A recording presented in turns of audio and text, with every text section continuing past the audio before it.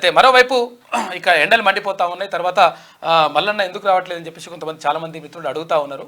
అయితే మల్లన్న నల్లగొండ, వరంగల్, ఖమ్మం పట్టభద్రుల ఎమ్మెల్సీ ఎన్నికలకు సంబంధించి ప్రచారంలో వెళ్తూ ఉన్నాడు. పొద్దున ఎప్పుడు 5 గంటలకు వెళ్తే మళ్ళీ రాత్రి 12, 1 అవుతుంది. ఇట్లా మొత్తం కూడా ప్రచారంలోనే ఉన్నాడు. అంటే ఈ రోజు ఎస్పెషల్ గా ఉమ్మడి వరంగల్ జిల్లాలో దిన్బార్ మల్లన్న పర్యటన ఉండబోతుంది. ఆల్రెడీ 6:30కి స్టార్ట్ అయ్యిండు. నర్సంపేట కాంగ్రెస్ పార్టీ ఎమ్మెల్యే దొంతి మాధవరెడ్డితో భేటీ ఉంటుంది. తర్వాత వరంగల్ పశ్చిమ నియోజకవర్గం ఎమ్మెల్యే నాయని రాజేందర్ రెడ్డితో భేటీ, భూపాలపల్లి ఎమ్మెల్యే గండ్ర సత్యనారాయణ రావుతో భేటీ, పరకాల ఎమ్మెల్యే రేవూరి ప్రకాష్ రెడ్డితో భేటీ, వరంగల్ తూర్పు ఎమ్మెల్యే కొండ సురేఖ మురళితో భేటీ, వర్ధనపేట ఎమ్మెల్యే నాగరాజుతో ఇవాళ కంప్లీట్ గా ఉమ్మడి వరంగల్ జిల్లాలో తీన్మార్ మల్లన్న పర్యటన ఉండబోతుంది. ఆల్రెడీ 6 గంటలకే తను స్టార్ట్ అవ్వడం జరిగింది. సో ఆ ఉద్దేశం కొద్దీ మార్నింగ్ న్యూస్ కి రావడం లేదు. ఎందుకనంటే ఇది అతిపెద్ద నియోజకవర్గం. అంటే 34 అసెంబ్లీ నియోజకవర్గాలు ఇందులో ఈ ఎమ్మెల్సీకి సంబంధించి 34 అసెంబ్లీ నియోజకవర్గాలు, తర్వాత 7 మంత్రులు, తర్వాత 5 ఎంపీలు.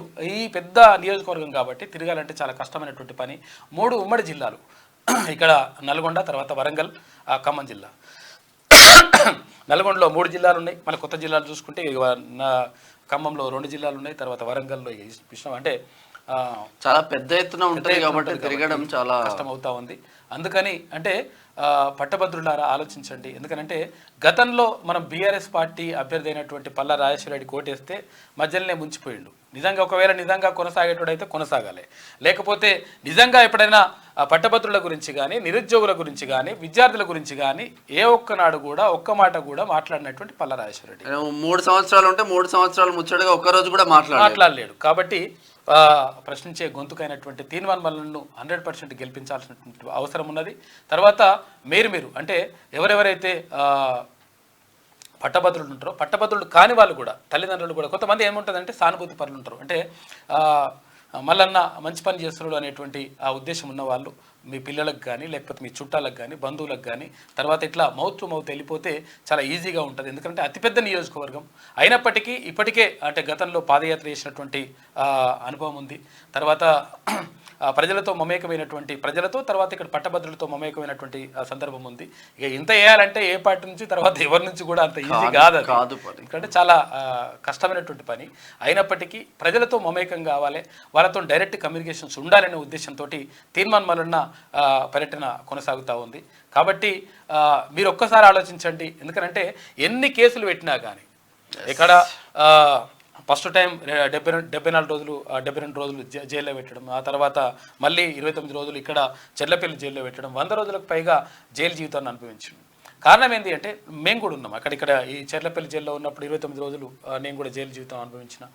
ఇట్లా రకరకాలుగా అటెంప్ట్ మర్డర్ కేసులు పెట్టిండ్రు, మాపైనే దాడి చేసి మాపైనే కేసులు పెట్టిండ్రు. అయినప్పటికీ మొక్కవోని ధైర్యంతో అప్పుడున్నటువంటి ప్రభుత్వాన్ని ఎదుర్కోవాలి. ఎట్టి పరిస్థితుల్లో దుర్మార్గమైనటువంటి ప్రభుత్వం ఉంటే నిరుద్యోగులకు అన్యాయం జరుగుతుందని చెప్పేసి అంటే ఆ పోరాట పటిమతో ముందుకెళ్ళడం జరిగింది. కాబట్టి మీకు అందరికీ కూడా తెలుసు, ప్రత్యేకంగా చెప్పాల్సిన అవసరం లేదు. కాకపోతే అంటే బాధ్యత కాబట్టి చెప్తా ఉన్నాం.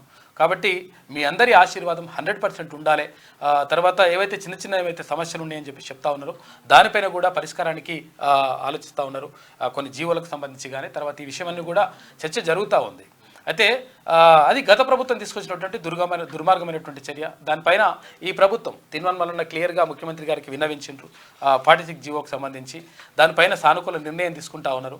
అక్కడ దానిపైన ఒక కమిటీ కూడా వేసిండ్రు. ఆ కమిటీ సానుకూల నిర్ణయాన్ని తీసుకుంటా ఉంది. కాబట్టి దయచేసి మీరు అర్థం చేసుకోవాలి, ఉమ్మడి నల్గొండ జిల్లా, తర్వాత ఉమ్మడి ఖమ్మం కానీ, తర్వాత వరంగల్ జిల్లాకు సంబంధించినటువంటి పట్టభద్రులు ఆలోచించండి. తర్వాత మిగతా తెలంగాణ వ్యాప్తంగా ఉన్నటువంటి ప్రజలందరూ కూడా ఆయా జిల్లాల్లో ఉన్నటువంటి పట్టభద్రులకు మీరు ఫోన్ ద్వారా కానీ ఇట్లా తెలియజేసి చెప్పాల్సినటువంటి అవసరం ఉన్నది. భారీ మెజార్టీ లక్ష్యం ఇక్కడ గెలవడం అనేటువంటిది పెద్ద విషయం కాదు. ఇప్పుడు అంటే ఇది మీ ఆశీర్వాదంతో, మీ ప్రోద్బలంతో, మీ తోడ్పాటుతోటి ఇది గెలవడం పెద్ద విషయం కాదు. కాకపోతే ఏంటంటే 1,00,000 ఓట్లకు పైగా మెజార్టీతో గెలిస్తే అసలు పరిస్థితి ఏందనేటువంటి తేలిపోతుంది. కాబట్టి గెలిపించాల్సినటువంటి బాధ్యత మన పైన ఉంది. కాబట్టి మీరందరూ ఆలోచించి ఓటు వేయాలని చెప్పేసి, తర్వాత ఓటర్లను మోటివేట్ చేయాలని చెప్పేసి మనస్ఫూర్తిగా కోరుకుంటున్నాను. Actually by elections Palla Rajeshwar Reddy రాజీనామా చేయడంతోనే తను ఎమ్మెల్యేగా గెలవడంతోనే ఇది రాజీనామా చేసిండు లాస్ట్ డిసెంబర్ లో. తీన్మార్ మల్లన్న గెలిస్తే 2027 మార్చి 29 వరకు మీకు అందుబాటులో ఉంటాడు.